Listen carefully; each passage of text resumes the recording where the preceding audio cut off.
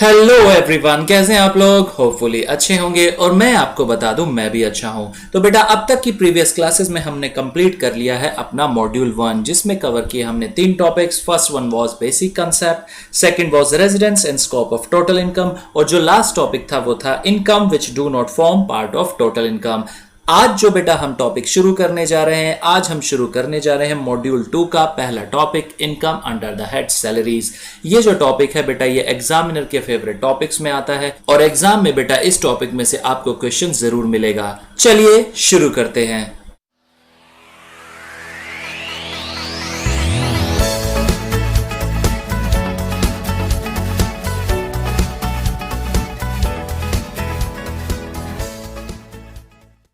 तो बेटा income under the head salaries chapter को हमने डिवाइड किया है 4 पार्ट्स में। First is retirement benefits, second is allowances, third is perquisites and fourth in deduction.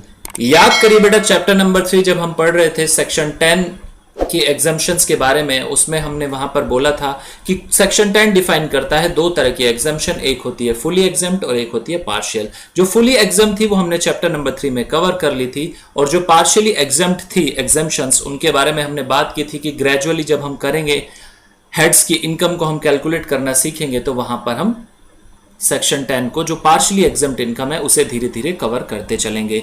तो जो बेटा रिटायरमेंट बेनिफिट्स की बात होती है और अलाउंसेस की होती है, ये मोस्टली कहां से आती है, सेक्शन 10 से ये कवर हो जाती है। नेक्स्ट जो हमारा परक्यूजिट्स है वो कवर करता है सेक्शन 17, और जो डिडक्शन है वो कवर होती है सेक्शन 16 में। तो बेसिकली इन 4 एरियाज में हमने सैलरी चैप्टर को डिवाइड कर रखा है और इन चारों को हम सीक्वेंस में करेंगे। लेकिन उससे पहले समझते हैं कि ये जो income under the head salaries है या सैलरीज का जो कंसेप्ट है वो कहां पर अप्लाई होता है। तो बेटा ध्यान दें, जब भी आप ये सैलरी चैप्टर पढ़ेंगे सबसे पहली बात एक माइंड में अपने ये याद रखना कि हम अपने आप को एम्प्लॉय ट्रीट करेंगे। एम्प्लॉय ध्यान रखेंगे, क्या ट्रीट करेंगे, एम्प्लॉय। तो हम अपने आप को ये मानेंगे कि हम एक एम्प्लॉय है। चलिए तो बेटा फर्स्ट पॉइंट है इंट्रोडक्शन, जिसमें बताया गया है कि केवल 3 सेक्शन कवर करते हैं income under the head salaries. पहला है सेक्शन 15 जो डिफाइन करता है चार्जेबिलिटी, सेक्शन 16 डिफाइन करता है डिडक्शन, और सेक्शन 17 डिफाइन करता है मीनिंग ऑफ सैलरी और परक्यूजिट्स क्या होते हैं या profit and Leo of salaries क्या होती है। लेकिन इन सेक्शन के डिटेल में जाने से पहले हम समझ लेते हैं कुछ इंपॉर्टेंट कंसेप्ट जो सैलरी चैप्टर के लिए इंपॉर्टेंट है। First is employer employee relationship. Employer और एम्प्लॉय का रिलेशनशिप होना जरूरी है। पेयर और पेयर के बीच में अगर एम्प्लॉय या एम्प्लॉय का रिलेशनशिप नहीं है तो वो जो इनकम है वो सैलरीज में टैक्सेबल नहीं होगी, वो किसी और हेड में टैक्सेबल हो जाएगी। फॉर एग्जाम्पल अगर एग्जाम्पल की हम बात करें तो सुजाता एक एक्ट्रेस है जो चोपड़ा फिल्म्स में एम्प्लॉयड है। एक सुजाता है जो एक्ट्रेस है, एम्प्लॉयड है in Chopra Films, where she is paid a monthly remuneration of ₹2 lakh, जहां उन्हें 2 लाख रुपए की मंथली रेम्युनरेशन मिलती है। She acts in various film produced by various producers. उन्होंने कई फिल्में की हैं जो कई प्रोड्यूसर्स ने प्रोड्यूस की थी। The remuneration for acting in such film is directly paid to Chopra films by the different producers. जो रेम्युनरेशन सुजाता को मिलती थी अलग अलग प्रोड्यूसर से, वो डायरेक्टली पेड किसके थ्रू की जाती थी, वो पे की जाती थी चोपड़ा फिल्म्स के थ्रू। तो इस केस में ये जो 2 लाख रुपए मिल रहे हैं सुजाता जी को, ये टैक्सेबल हो जाएंगे income under the head salary, क्योंकि सुजाता और चोपड़ा फिल्म्स के बीच में जो रिलेशनशिप है वो है एम्प्लॉयर और एम्प्लॉय का। दूसरा एग्जांपल लेते हैं कि अगर अबव एग्जांपल में सुजाता जो है वो वेरियस फिल्म में काम कर रही थी, लेकिन उन्हें जो प्रोड्यूसर से पैसा मिलता वो क्या मिलता, वो फीस मिलती। डिफरेंट प्रोड्यूसर से क्या मिलती, फीस, ना कि रेम्युनरेशन। रेम्युनरेशन के बजाय अगर उन्हें फीस मिलती तो उस इनकम को सैलरी में टैक्सेबल नहीं किया जाता, वो इनकम टैक्सेबल हो जाती इनकम फ्रॉम प्रोफेशन, क्योंकि जो रिलेशनशिप होता सुजाता और फिल्म प्रोड्यूसर के बीच में वो एम्प्लॉयर और एम्प्लॉय का नहीं होता। ठीक है बेटा। Next, commission receive by director. अगर कोई डायरेक्टर कमीशन रिसीव करता है किसी कंपनी से तो उसे सैलरी मान लिया जाता है अगर डायरेक्टर उस कंपनी का एम्प्लॉय है। लेकिन अगर डायरेक्टर उस कंपनी का एम्प्लॉय नहीं है और फिर भी उन्हें कमीशन मिल रहा है तो वो कमीशन या तो उनकी इनकम फ्रॉम बिजनेस या इनकम फ्रॉम अदर सोर्सेज ऐसे टैक्सेबल होगी, बट सैलरी में टैक्सेबल नहीं होगी। डी पॉइंट में उन्होंने बताया है कि जो फर्म के पार्टनर्स होते हैं, फर्म उन्हें सैलरी देती है तो वो अंडर द हेड सैलरी में टैक्सेबल नहीं होगा। क्यों नहीं होगा? क्योंकि बेटा जो सैलरी पार्टनर को मिल रही है फर्म से वो सिंपली एप्रोप्रिएशन होता है फर्म्स के प्रॉफिट का। कोई भी सैलरी, बोनस, कमीशन या रेम्युनरेशन किसी भी नाम से पार्टनर को रिसीव हो रही है फर्म के थ्रू तो वो सैलरी में टैक्सेबल नहीं होती, वो टैक्सेबल होती है income under the head PGBP यानी profits and gains of business or profession. क्योंकि वहां पर जो रिलेशनशिप होता है फर्म और पार्टनर के बीच में वो एम्प्लॉयर और एम्प्लॉय का नहीं होता। तो क्लियर हो गए बेटा। सबसे पहली बात क्या बताई उन्होंने बेटा कि अगर इनकम सैलरी हेड में टैक्सेबल होनी है तो जो पेयर और पेई है उसके बीच में कौन सा रिलेशनशिप एग्जिस्ट होना चाहिए? एम्प्लॉयर और एम्प्लॉय का रिलेशनशिप होना चाहिए, वो मैंडेटरी है। और अगर एम्प्लॉयर और एम्प्लॉय का रिलेशनशिप पेयर और पेई के बीच में नहीं है तो वो जो इनकम है वो सैलरी हेड में टैक्सेबल नहीं होगी, किसी और हेड में होगी। वो डिपेंड करेगा फैक्ट्स एंड सर्कमस्टांसेस पर। ठीक है। नेक्स्ट इज फुल टाइम और पार्ट टाइम एम्प्लॉयमेंट। तो देखिए बेटा समझिए, एक बार अगर रिलेशनशिप एग्जिस्ट हो गया एम्प्लॉयर और एम्प्लॉय का, एक बार रिलेशनशिप बन गया एम्प्लॉयर और एम्प्लॉय का, तो उस केस में जो भी एम्प्लॉयर एम्प्लॉय को पे कर रहा है वो सैलरी हेड में टैक्सेबल होना ही होना है।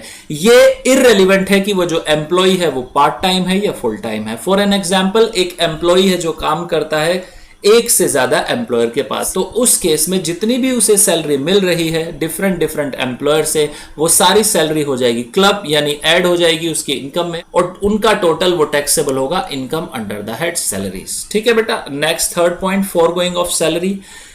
तो लॉ इसमें बताता है कि अगर एक बार सैलरी एक्रू हो गई एम्प्लॉय को और बाद में एम्प्लॉय क्या करता है, सब्सिक्वेंट वेवर कर देता है यानी वो वेव कर देता है कि मुझे नहीं चाहिए वो सैलरी, तो इनकम टैक्स जो उस सैलरी पर लगेगा वो वेव नहीं होगा क्योंकि लॉ उसे ट्रीट करेगा कि वो जो वेवर है वो है एप्लीकेशन ऑफ एन इनकम, इसलिए उस पर टैक्स लगा देगा। ठीक है बेटा। चलिए next. Suppose for an example mister A एक एम्प्लॉय है, अपने एम्प्लॉयर को बोलते हैं कि उन्हें अप्रैल 2019 की सैलरी नहीं चाहिए और उस सैलरी को उनके जो एम्प्लॉयर हैं वो डोनेट कर सकते हैं किसी चैरिटेबल इंस्टीट्यूशन में। इस केस में जो अप्रैल मंथ की सैलरी होगी मिस्टर ए की वो मिस्टर ए के हैंड में ही टैक्सेबल होगी, भले ही उन्होंने उस इनकम को क्या किया, भले ही उस सैलरी को उन्होंने एक चैरिटेबल इंस्टीट्यूशन को डोनेट कर दिया। ठीक है बेटा, समझ गए। और बेटा ये जो मिस्टर ए ने डोनेशन की है इसकी उन्हें मिल जाएगी डिडक्शन अंडर सेक्शन 80G में। जब हम पढ़ेंगे चैप्टर डिडक्शन, चैप्टर नंबर 7, तो हम वहां पर समझ लेंगे कि 80G की डिडक्शंस क्या होती है। Next fourth point, surrender of salary. अगर कोई एम्प्लॉय बेटा अगर कोई एम्प्लॉय सरेंडर कर देता है अपनी सैलरी को, किसे कर देता है, सेंट्रल गवर्नमेंट को, तो उस केस में वो जो उसने सरेंडर की है सैलरी उस पर टैक्स नहीं लगेगा। वो इनकम जो होगी उसकी एग्जेम्प्ट कर दी जाएगी टोटल इनकम कैलकुलेट करते समय, यानी टोटल इनकम जब भी कंप्यूट की जाएगी तो उस जितनी भी अमाउंट उसने सेंट्रल गवर्नमेंट को सरेंडर की है अपनी सैलरी की वो उसमें कंसिडर नहीं होगी। ठीक है बेटा। चलिए next fifth point is salary paid tax free. तो बेटा इस पॉइंट में वो बताते हैं कि इन केस अगर कोई एम्प्लॉय रिसीव करता है सैलरी टैक्स फ्री यानी उस सैलरी पर एम्प्लॉयर ने टैक्स पे कर दिया है, तो जो एम्प्लॉयर ने टैक्स पे किया है वो प्लस जो सैलरी एम्प्लॉय को मिल रही है टैक्स पे करने के बाद, उन दोनों अमाउंट को जो है एम्प्लॉय के हाथ में टैक्सेबल कर दिया जाता है, यानी जो टैक्स फ्री अमाउंट है उसे ऐड कर देंगे जो भी एम्प्लॉयर ने टैक्स पे किया है, एम्प्लॉय को उन दोनों अमाउंट पर टैक्स देना होता है। ठीक है बेटा। नेक्स्ट वो बात करता है सेक्शन 10 सबसेक्शन 10 सीसी की। तो इस केस में बताते हैं कि अगर एम्प्लॉयर नॉन मॉनेटरी परक्विजिट्स पर टैक्स दे रहा है तो उस केस में वो जो टैक्स पे किया जा रहा है वो एग्जेम्प्ट हो जाएगा एम्प्लॉय के हैंड में, यानी एम्प्लॉयर ने उस पर टैक्स पे कर दिया है तो एम्प्लॉय की इनकम में उसे कंसिडर नहीं करेंगे, जैसा कि हम प्रीवियस केस में कर रहे थे कि सैलरी पे अगर एम्प्लॉयर ने टैक्स पे कर दिया है तो उसे भी टैक्स अमाउंट को भी इंक्लूड कर लिया जाता था एम्प्लॉय की टोटल इनकम में। Next place of accrual of salary 6 point. तो इस पॉइंट में बताया गया है कि बेटा section 9 subsection 1 clause double I क्या बोलता है, salary earn in India is deemed to accrue और arise in India even if it is paid outside India, यानी जो इंडिया में सैलरी अर्न हुई है वो डीम टू एक्रू और अराइज इन इंडिया मानी जाती है, भले ही वो क्या की जाए इंडिया के बाहर उसकी पेमेंट की जाए, और इट इज पेड और payable after the contract of employment in India comes to an end, यानी एक एम्प्लॉय था वो इंडिया में आया, उसने इंडिया में काम किया, अब उसका जो कॉन्ट्रैक्ट था वो खत्म हो गया, अब इंडिया के बाहर वो जा रहा है। तो उस केस में आप उस एम्प्लॉय को पेमेंट कर रहे हैं और पेमेंट कहां दे रहे हैं, इंडिया से बाहर, तो उस केस में भी सेक्शन 9 लग जाएगा, क्योंकि इनकम एक्रू और अराइज कहां से हो रही है, इंडिया में हो रही है, भले ही पेमेंट आउटसाइड इंडिया के हो। ठीक है बेटा, इस केसेस की ये बात करता है। नेक्स्ट लेते हैं example. Suppose Mister A citizen of India is posted in the United States as our ambassador. Mister A जो है वो इंडिया के सिटीजन है और उन्हें यूनाइटेड स्टेट में एज ए एम्बेसडर वहां पर उनकी पोस्टिंग हो रखी है। ऑब्वियसली ही renders his services outside India, बिल्कुल सही बात है, वो अपनी सर्विसेज जो है इंडिया के बाहर रेंडर कर रहे हैं। He also receives his salary outside India, और उनकी जो सैलरी उन्हें मिल रही है वो भी इंडिया से बाहर मिल रही है। He is also a non resident, वो नॉन रेजिडेंट भी हैं। तो क्वेश्चन ये अराइज होता है कि जो उन्हें सैलरी मिल रही है क्या वो टैक्सेबल होगी या उसे एग्जेम्पशन मिल पाएगी। तो याद करिए बेटा, सेक्शन 9 के प्रोविजन जब हमने पढ़ा था तो उसमें बताया गया था कि जो गवर्नमेंट पे करती है सैलरीज इंडियन सिटीजन को जो बाहर सर्विस प्रोवाइड करा रहे हैं, वो क्या होती हैं, डीम टू एक्रू और अराइज इन इंडिया, और उस केस में उनकी सैलरी टैक्सेबल हो जाया करती थी। लेकिन जब हमने पढ़ा चैप्टर नंबर 3 जो सेक्शन 10 की एग्जम्पशन को डिफाइन करता था, उसने क्या बताया था, उसने बताया था कि अगर कोई अलाउंसेस या पर्क्यूजिट्स मिल रही है उन पर्सन को तो वो हो जाएंगी एग्जेम्प्ट। याद है बेटा, यही इसमें आंसर दिया हुआ है। Section 9 subsection 1 clause III provides that salaries payable by the government to a citizen of India for services outside India shall be deemed to accrue or arise in India. However, by virtue of section 10 subsection 7, any allowances or perquisite paid or outside or allowed outside India by the government to a citizen of India for rendering services outside India will be fully exempt. ठीक है बेटा, समझ आ गया। तो बेटा हमने salary के concept से रिलेटेड 6 पॉइंट्स पढ़े, वो कौन कौन से पॉइंट्स थे एक बार उन्हें रिवाइज कर लेते हैं। सबसे पहले हमने पढ़ा कि एम्प्लॉयर और एम्प्लॉय रिलेशनशिप एग्जिस्ट करना चाहिए। अगर हम कोई भी इनकम सैलरी हेड में टैक्सेबल कर रहे हैं तो सबसे पहली बात वहां पर क्या होना चाहिए, एम्प्लॉयर और एम्प्लॉय का रिलेशनशिप एग्जिस्ट करना चाहिए। दूसरी बात उन्होंने बताई कि अगर एक बार रिलेशनशिप एग्जिस्ट हो गया एम्प्लॉयर और एम्प्लॉय का, तो भले ही एम्प्लॉय पार्ट टाइम हो या फुल टाइम हो, उससे कोई भी फर्क सैलरी इनकम पर नहीं पड़ता, वो income under the head salary taxable होगी। अगर एक से ज्यादा एम्प्लॉयर हो जाते हैं तो जितने भी एम्प्लॉयर है सभी एम्प्लॉयर की इनकम को क्लब कर देना है और वो टैक्सेबल हो जाएंगी in the hands of employee. Next बात करते हैं फॉरगोइंग ऑफ सैलरी। अगर कोई एम्प्लॉयर अपनी सैलरी को क्या कर देता है, वेव कर देता है, तो उस केस में जो उसने वेव की है सैलरी वो भी टैक्सेबल हो जाएगी। नेक्स्ट है surrender of salary. Surrender of salary, जब एक एम्प्लॉय जब अपनी सैलरी सेंट्रल गवर्नमेंट को सरेंडर कर देता है तो उस केस में जो जितनी भी अमाउंट उसने सरेंडर की है वो टैक्सेबल नहीं होती, वो एग्जम्प्ट हो जाती है टोटल इनकम जब उसकी कंप्यूट की जाती है तब। 5th point, salary tax, salary paid tax free, यानी एम्प्लॉयर ने क्या किया, एम्प्लॉय की सैलरी पर टैक्स पे कर दिया, तो उस केस में जो एम्प्लॉयर ने टैक्स पे किया प्लस जो सैलरी मिली एम्प्लॉय को टैक्स फ्री, उन दोनों को ऐड कर लिया जाएगा, टोटल अमाउंट पर एम्प्लॉय को टैक्स देना होगा। लेकिन अगर बात करें नॉन मॉनेटरी पर्क्यूजिट्स की अंडर सेक्शन 10 सबसेक्शन 10 CC, तो उस केस में क्या बोलता है लॉ, उस केस में बोलता है कि अगर एम्प्लॉयर ने टैक्स पे किया है नॉन मॉनेटरी पर्क्यूजिट्स पर ऑन बिहाफ ऑफ एम्प्लॉइज तो वो एग्जेम्प्ट हो जाएगा in the hands of employ.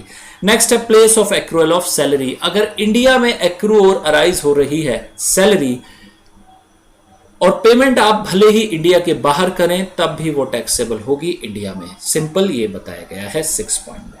ठीक है बेटा, ये थे हमारे 6 पॉइंट जो कंसेप्ट को रिलेट करते थे सैलरी के। अब हम बात करते हैं, समझते हैं कि सैलरी क्या होती है। आते हैं सेक्शन नंबर 17 सबसेक्शन 1 पर।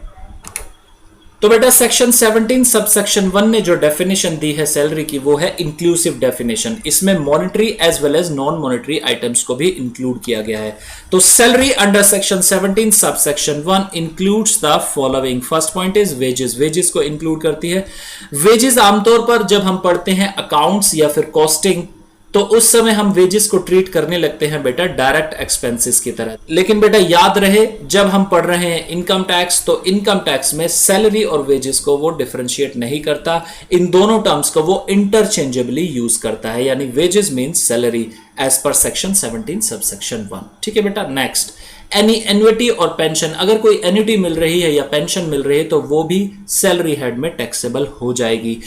पेंशन क्या होती है बेटा? पेंशन मिलती है रिटायरमेंट के बाद। एन्युटी में क्या होता है बेटा? पर्सन जो होता है वो इन्वेस्ट करता है एक अमाउंट, और एक सर्टेन ईयर के बाद जो उसने अमाउंट इन्वेस्ट की है वो इक्वल मंथली इंस्टॉलमेंट में उसे मिलनी शुरू हो जाती है।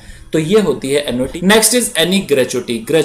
ग्रेचुटी मिलती है अगर कोई, तो उसे भी सैलरी में कवर कर लिया गया है। ग्रेचुटी क्या होती है बेटा? ग्रेचुटी जो दी जाती थी 1972 से पहले, ग्रेचुटी एक्ट 1972 बना हुआ है, तो 1972 से पहले जो ग्रेचुटी मिला करती थी एम्प्लॉइज को, वो बेसिकली उनके एम्प्लॉयर दिया करते थे as a appreciation of service. लेकिन बाद में 1972 में जब ग्रेचुटी एक्ट एप्लीकेबल हो गया तो उसके बाद ये एक स्टैट्यूटरी प्रोविजन हो गया, स्टैट्यूटरी कंप्लायंस हो गई कि एम्प्लॉयर को जो है अपने एम्प्लॉइज को ग्रेचुटी देनी ही है। तो ये जो ग्रेचुटी अब मिलेगी एम्प्लॉय को, ये भी सेक्शन 17(1) की डेफिनेशन सैलरी में इंक्लूड कर ली गई है। Next, any fees, commission, perquisites और प्रॉफिट्स इन लियो ऑफ और in addition to any salary और वेजेस, यानी अगर कोई फीस मिल रही है, कोई कमीशन मिल रहा है, कोई परक्विजिट्स मिल रहा है, परक्विजिट्स या profit in lieu of salary, ये जो बेटा है ये सेक्शन 17 सबसेक्शन 2 जब हम करेंगे तो वहां समझ लेंगे। तो अगर इन केस कोई कमीशन या परक्विजिट्स या कोई प्रॉफिट या कोई फीस मिल रही है एक एम्प्लॉय को, तो वो भी सैलरी के डेफिनेशन में इंक्लूड कर ली जाती है। Any advance of salary, salary का कोई एडवांस दिया गया तो वो भी सैलरी के डेफिनेशन में इंक्लूड होती है। Any payment received in respect of any period of leave not availed by him, that is leave salary or leave encashment, यानी अगर एम्प्लॉय को मिल रही है कोई लीव सैलरी या लीव एनकेशमेंट, यानी छुट्टियों के लिए भी सैलरी मिल रही है या छुट्टियों के लिए उसे एनकेशमेंट दी जा रही है, तो उस केस में वो भी सैलरी के डेफिनेशन में इंक्लूडेड है। Next is provident fund. तो याद कीजिए बेटा, चैप्टर नंबर 2 जब हम पढ़ रहे थे residence and scope of total income, तो उसमें हमने किया था एक सेक्शन नंबर 7, और उसके अंदर आते थे 3 पॉइंट्स, और मैंने कहा था आपसे कि जब हम पढ़ेंगे सैलरी तो हम वहां पर कवर कर लेंगे। ये तीनों पॉइंट उसी की बात करते हैं, 7th के 2 पॉइंट और 8th का 1st पॉइंट, ये जो तीनों पॉइंट आते हैं ये उसी सेक्शन 7 को कवर करते हैं। तो क्या बोलते हैं इस केस में? ये वो बताते हैं the portion of annual accretion in any previous year to the balance at the credit of an employee participating in recognize provident fund to the extent it is taxable. जो आरपीएफ में employee ने किया है कोई contribution और एक limit के बाद वो हो जाता है एक्सीड, तो उसे भी क्या कर लिया जाता है? सैलरी में टैक्सेबल किया जाता है। Next, transferred balance in recognized provident fund to the extent it is taxable. जो ट्रांसफर किया जा रहा है बैलेंस आरपीएफ का यानी रिकॉग्नाइज्ड प्रोविडेंट फंड का, किस में? अनरिकॉग्नाइज्ड प्रोविडेंट फंड में, तो वो भी हो जाता है टैक्सेबल। नेक्स्ट आता है contribution made by central government or any other employer in the previous year to the account of employee under a pension scheme referred to in section 80 CCD, यानी 80 CCD की ये बात कर रहे हैं। 80 CCD में बेसिकली बेटा नेशनल पेंशन स्कीम NPS को डील वहां पे किया जाता है। तो बोलते हैं कि जो कंट्रीब्यूशन किया सेंट्रल गवर्नमेंट ने या किसी अदर एम्प्लॉयर ने 80 CCD में, तो वो भी हो जाएगा टैक्सेबल, बट उसकी कुछ लिमिट है। जब हम 80 CCD पढ़ेंगे तो उस केस में हम इसे कवर कर लेंगे। अभी इसी चैप्टर में हम पढ़ेंगे इसे 80 CCD को, तो वहां पर समझेंगे। तो बेसिकली समझिए सेक्शन 17 सबसेक्शन 1 क्या बोलता है कि अगर कोई एम्प्लॉय, ध्यान रहे बेटा, फर्स्ट कंडीशन क्या है हमारी सैलरी चैप्टर में कि एम्प्लॉयर और एम्प्लॉय का रिलेशनशिप एग्जिस्ट होना चाहिए। समझिए, ध्यान से सुनिएगा। अगर कोई एम्प्लॉय अपने एम्प्लॉयर से रिसीव करता है तभी टैक्सेबल होगा अंडर द हेड सैलरी में। यानी वो क्या रिसीव कर रहा है? वो रिसीव कर रहा है वेजेस, एनी एन्युटी और pension, any gratuity, any fees, commission, perquisites और प्रॉफिट्स इन लियो ऑफ और in addition to any salary और wages, any advance salary, any payment of leave salary or leave encashment, या provident fund में उसने contribution ज्यादा कर दिया है या इंटरेस्ट मिल रहा है उसे प्रोविडेंट फंड में, एक्सेस इंटरेस्ट मिल रहा है कि एम्प्लॉयर ने 80 CCD में जो लिमिट है उससे ज्यादा कंट्रीब्यूट कर दिया। उन सारे केसेस में उसकी जो इनकम होगी वो कहां कवर हो जाएगी? वो कवर हो जाएगी अंडर द हेड सैलरी में। समझ आ गया बेटा सैलरी की डेफिनेशन? तो ये थी बेटा सैलरी की डेफिनेशन। अब बात करते हैं कि ये कहां लिखा है कि सैलरी टैक्सेबल हो जाएगी, यानी चार्जिंग सेक्शन की। और जो चार्जिंग सेक्शन है वो है सेक्शन 15, जो डिफाइन करता है कि कब सैलरी की इनकम हो जाएगी टैक्सेबल।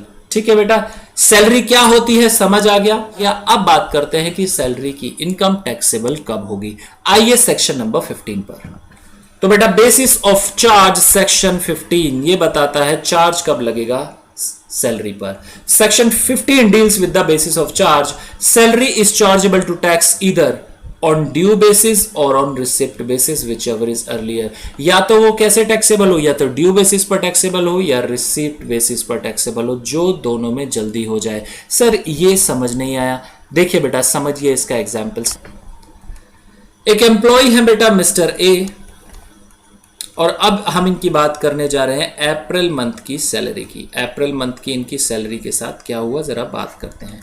अब हुआ क्या, इन्होंने अप्रैल मंथ पूरा काम किया अपना, और सैलरी यूजुअली कब मिलती है, जब मंथ पूरा हो जाता है उसके बाद हमें सैलरी मिलती है। कोई भी एम्प्लॉय हो तो सैलरी कब मिलेगी, जब मंथ पूरा हो जाएगा। तो अप्रैल मंथ कब पूरा होगा, अप्रैल होगा सर 30th डेट को, 30th अप्रैल को ये कंप्लीट हो जाएगा मंथ। जी हाँ, 30th अप्रैल को पूरा हो गया अप्रैल का मंथ। अब इनकी सैलरी ड्यू कब हो जाएगी, सैलरी इनकी ड्यू हो जाएगी 1 मई से। 1 मई से इनकी सैलरी हो गई ड्यू। ठीक है बेटा। अब अगर हम कहें कि इन्हें सैलरी रिसीव हुई, वो रिसीव हुई 10th मई को। सैलरी कब रिसीव हो रही है, 10th मई को। तो बेटा इनकी जो सैलरी थी वो ड्यू कब से कब तक रही, सर ड्यू इनकी सैलरी रही 1 मई से लेके 9 मई तक। जो ये टाइम पीरियड था 1 मई से लेके कहां तक का, 9 मई तक का, ये जो पीरियड था, इस पीरियड में उनकी सैलरी क्या रही, उनकी सैलरी रही ड्यू। और रिसीव कब हुई उन्हें, रिसीव हुई सर उन्हें 10 मई को। तो बात करें सेक्शन 15 की, क्या बोलता है, due or receipt whichever is earlier. तो इस केस में कब हम उनकी इनकम पर टैक्स लगा देंगे, 1 मई को ही टैक्स लगा देंगे। समझ आ गया बेटा, ये बात थी। अब बात करते हैं बेटा दूसरी सिचुएशन की, थोड़ा सा सिचुएशन को चेंज करते हैं। मिस्टर ए को सैलरी मिली अप्रैल महीने की 10 मई को। अब हुआ क्या, जो मई की सैलरी थी वो कब मिलेगी इन्हें, 10 जून को मिलेगी, 10 जून को मिलेगी। अब हुआ क्या बेटा इनके साथ, मई की जब डेट थी 28 मई, क्या डेट थी, 28 मई। तो इस डेट को हुआ क्या, इनकी जो वाइफ थी उसकी हो गई तबीयत खराब, और उस केस में जब वो हॉस्पिटल उसे लेके गई तो डॉक्टर ने बताया कि इसमें जो खर्चा होगा, इनके मेडिकल ट्रीटमेंट का जो एक्सपेंस होगा वो होगा कम से कम 10 लाख रुपए का।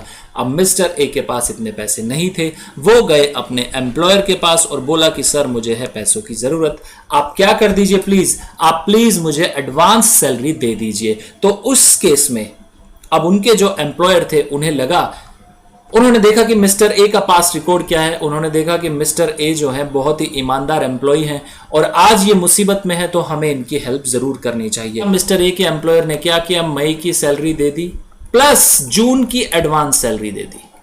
मई की भी सैलरी दे दी उन्होंने और जून की एडवांस सैलरी दे दी। कब दे दी, 29 मई को मिस्टर ए को ये उन्होंने दे दी।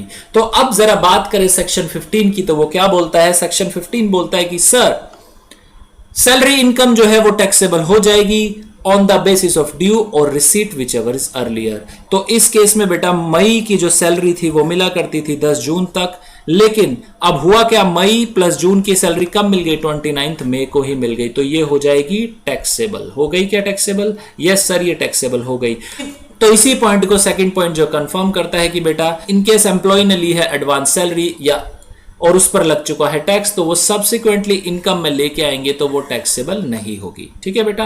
Next, if the salary paid in arrears has already been assessed on due basis the same can not be taxed again when it is paid. यानी अगर कोई सैलरी जो नहीं मिली थी, अरियर में थी, तो उस केस में उस पर भी हमने टैक्स लगा दिया था ड्यू बेसिस पर, तो वो सैलरी जब उस पर एक बार टैक्स लग चुका है तो जब हम इनकम कैलकुलेट करेंगे एम्प्लॉय की तो उस अरियर वाली सैलरी को हम दोबारा कंप्यूट नहीं करेंगे अगर उस पर टैक्स लग चुका है। तो इन केस उस सैलरी पर टैक्स नहीं लगा है तो उस केस में वो कंसिडर कर ली जाएगी। ठीक है बेटा, चलिए एक एग्जांपल दिया हुआ है उसे पढ़ते हैं।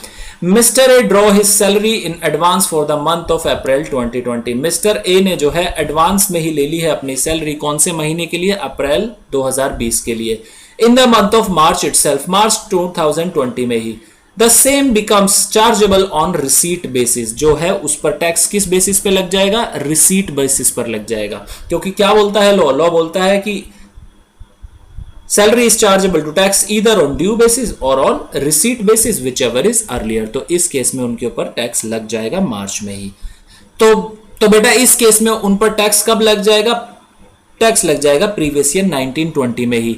और जब हम आएंगे प्रीवियस ईयर 2021 में तो अप्रैल मंथ की सैलरी को हम उसमें कंसिडर नहीं करेंगे। ठीक है बेटा, समझ आ गया। Next, if the salary due for March 2020 is received by A later in the month of April 2020, यानी जो मार्च महीने की सैलरी है वो रिसीव कब हो रही है?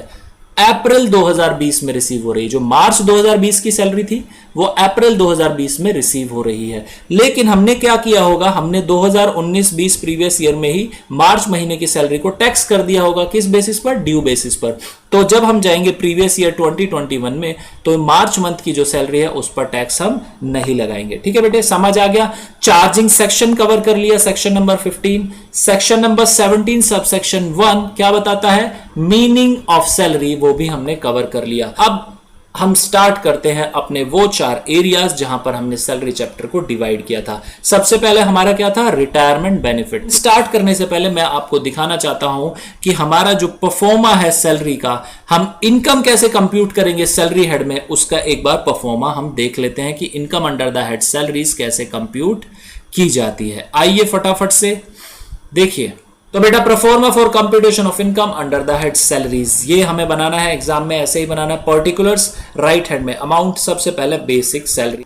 बेसिक सैलरी कितनी मिल रही है वो अमाउंट, फीस और कमीशन कितना मिल रहा है वो अमाउंट, नेक्स्ट इज बोनस जितना मिल रहा है वो अमाउंट, और फिर यहां पे शुरू किए इन्होंने अलाउंसेस। तो अलाउंसेस का जो पार्ट होगा डीए वो फुली टैक्सेबल, एचआरए वगैरह हम सब करेंगे डिटेल में। उसके बाद children education allowance, hostel allowance, transport allowance, उसके बाद जो परक्यूजिट्स हैं उनकी वैल्यू लिखनी है। जो एग्जेम्प्ट इनमें पोर्शन है वो हम लेस कर देंगे ऑलरेडी, क्योंकि सेक्शन 10 बोलता है उन्हें टोटल इनकम में कंसीडर नहीं करते। तो जो इनका टैक्सेबल पार्ट है सिर्फ वही हम फाइनल अमाउंट में कंसीडर करेंगे, एग्जेम्पशन को लेस कर देंगे। फिर यहां पर आएगी डिडक्शन, हमारे सेक्शन 16 के हिसाब से वो डिडक्शन हम देंगे, और उसके बाद में हमारा कंप्यूट होके आएगा income under the head salaries. तो ऐसे हमारा जो है परफॉर्मा रहेगा सैलरी इनकम को कंप्यूट करने के लिए। चलिए बेटा, अब आते हैं रिटायरमेंट बेनिफिट पे। फर्स्ट रिटायरमेंट बेनिफिट जो है वो है हमारा ग्रेचुटी। तो बेटा, ग्रेचुटी जैसे कि हमने पढ़ा एक वॉलंटरी पेमेंट होती है, एम्प्लॉयर देता है अपने एम्प्लॉय को। क्यों देता था? एप्रिसिएशन ऑफ सर्विसेज में। लेकिन बाद में क्या हुआ, जब payment of gratuity act applicable हो गया उसके बाद स्टेचुटरी रिकॉग्निशन मिल गई कंसेप्ट ऑफ ग्रेचुटी को। तो आज की डेट में ऑलमोस्ट हर एम्प्लॉय को जो है ग्रेचुटी मिल जाती है। ग्रेचुटी को बेटा सेक्शन 10 सब सेक्शन 10 जो है वो डील करता है। तो बेटा याद करिए, जहां पर भी सेक्शन 10 आ गया है वहां पर यानी एग्जम्पशन मिलने वाली है, उस इनकम को टोटल इनकम में कंसीडर नहीं किया जाएगा। ठीक है बेटा, तो क्या एग्जम्पशन देते हैं इस केस में ग्रेचुटी के रेस्पेक्ट में? सेक्शन 10 सब सेक्शन 10 बोलता है retirement gratuity received under the pension code or regulation applicable to member of defence services fully exempt from tax. यानी जो मेंबर है किसके? डिफेंस सर्विसेज के, उन्हें जो ग्रेचुटी मिल रही है वो कंप्लीटली एग्जम्प्ट होती है, उस पर कोई भी टैक्स नहीं लगता।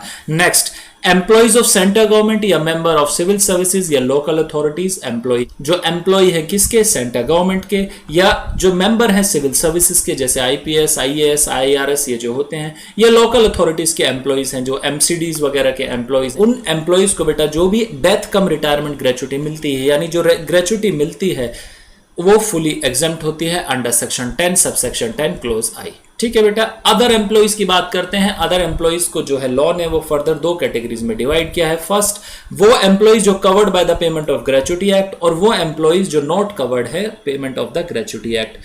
तो फर्स्ट केस में जो कवर्ड है पेमेंट ऑफ ग्रेचुटी एक्ट 1972 में, उनके केस में क्या एग्जम्पशन मिलती है? तो लॉ बोलता है any death cum retirement gratuity is exempt from the tax to the extent of the least of the following। जो लीस्ट है तीनों में उस अमाउंट की एग्जम्पशन मिल जाएगी और बाकी क्या होगी वो अमाउंट हो जाएगी टैक्सेबल।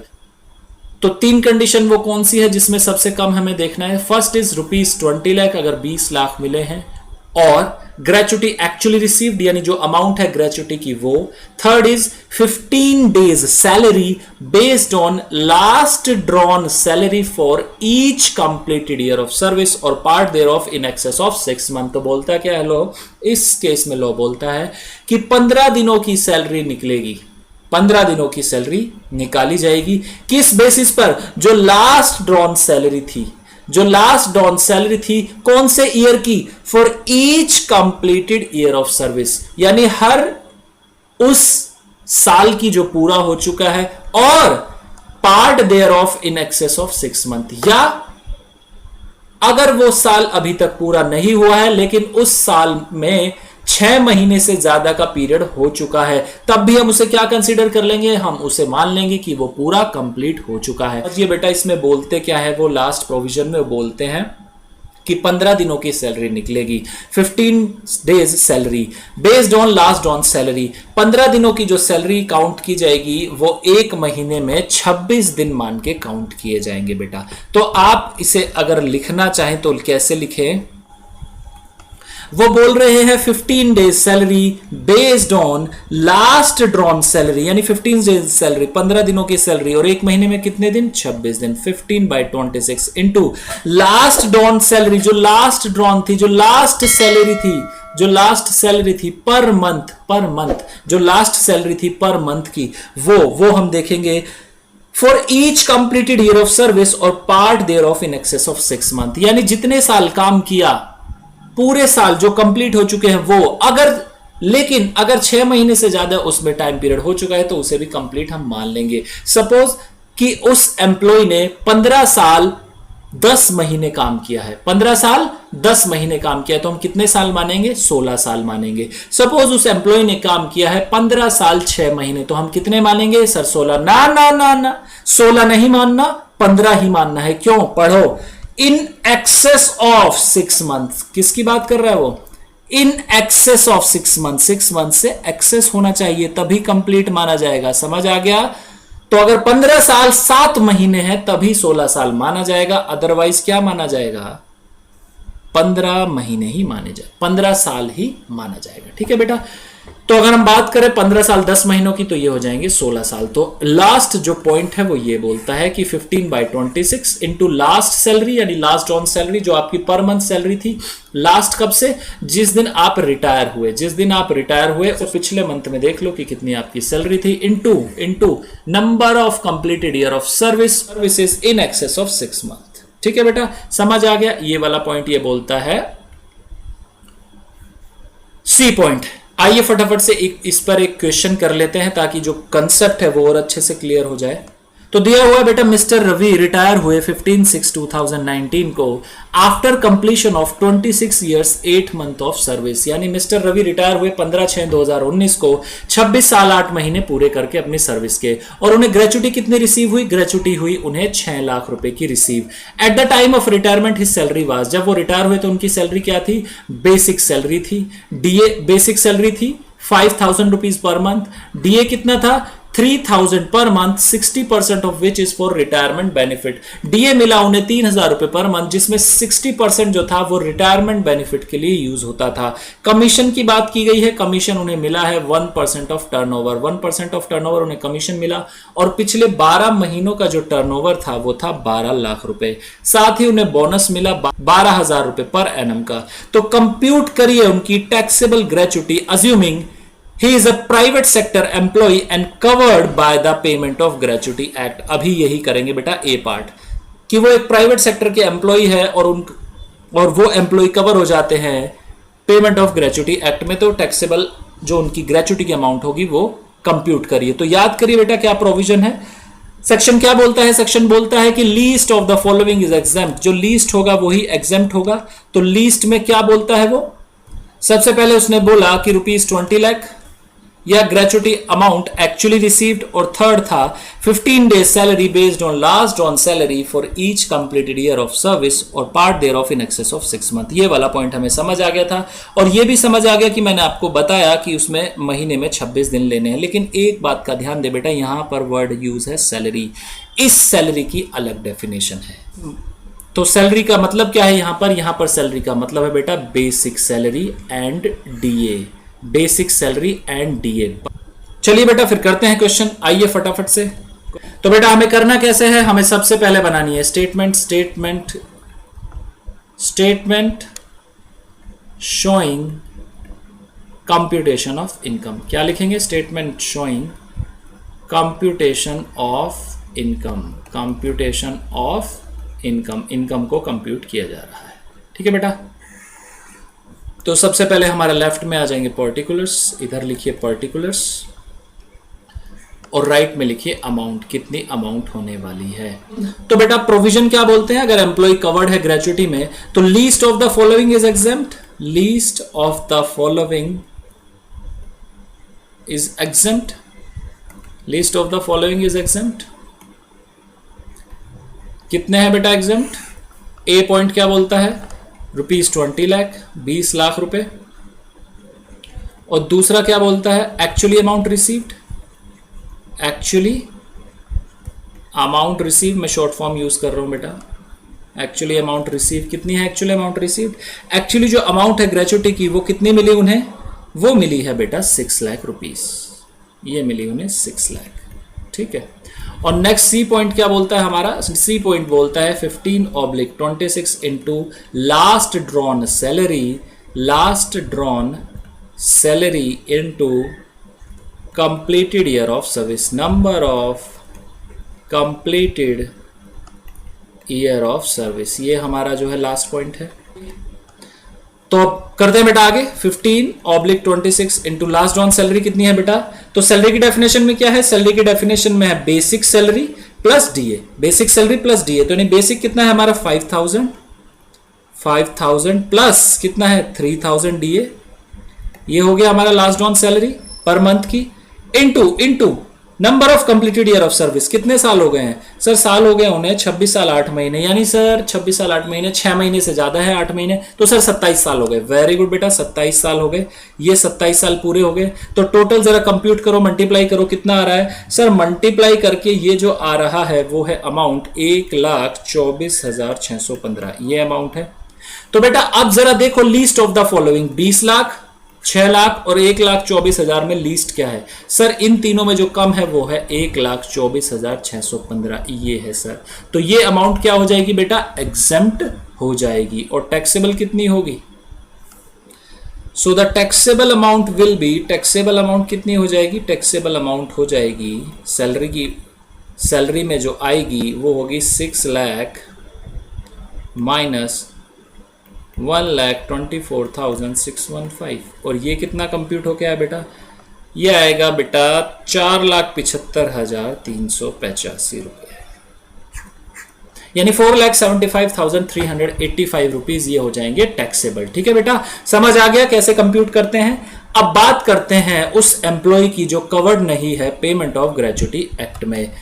ये थी बात उस एम्प्लॉय की जो पेमेंट ऑफ ग्रेचुटी एक्ट में कवर था। अब बात करते हैं उस एम्प्लॉय की जो कवर्ड नहीं है पेमेंट ऑफ ग्रेचुटी एक्ट में, तो उस केस में क्या होगा। तो उस केस में लॉ क्या बोलता है, any death cum retirement gratuity received by an employee, यानी वो एम्प्लॉय जिसे ग्रेचुटी रिसीव हो रही है ऑन हिज रिटायरमेंट, उसके रिटायरमेंट पर, या और his become incapacitated prior to such retirement, या रिटायर होने से पहले वो क्या हो गया, इस योग्य नहीं रहा कि वो काम कर सके जहां पर उसका एम्प्लॉय है, या ऑन हिज टर्मिनेशन, उसे टर्मिनेट कर दिया गया जॉब से, या any gratuity received by his window है। ग्रेचुटी कौन रिसीव कर रहा है, ग्रेचुटी रिसीव कर रही है उसकी विडो या उसके चिल्ड्रन या उसके डिपेंडेंट्स। तो उस केस में कितनी अमाउंट जो है वो एग्जेम्प्ट कर दी जाएगी। तो क्या बोलते हैं प्रोविजन, प्रोविजन बोलते हैं least of the following is exempt, इन तीनों में जो लीस्ट हो, जो कम हो, वो एग्जेम्प्ट हो जाएगा। First is ₹20 lakh, second amount actually receive, जो ग्रेचुटी की अमाउंट एक्चुअली रिसीव हुई है, और सी पॉइंट समझिएगा, half month salary, half month salary bracket वाला छोड़ दीजिए, for each completed year of service. तो बेटा ये थी हमारी आज की क्लास। अब आप करते रहिए इसे रिवाइज। इन केस आपको आती है कोई अगर प्रॉब्लम तो आप कमेंट सेक्शन में लिख सकते हैं या आप हमें कर सकते हैं व्हाट्सएप नंबर है 8287377353। तो मिलते हैं बेटा नेक्स्ट क्लास में।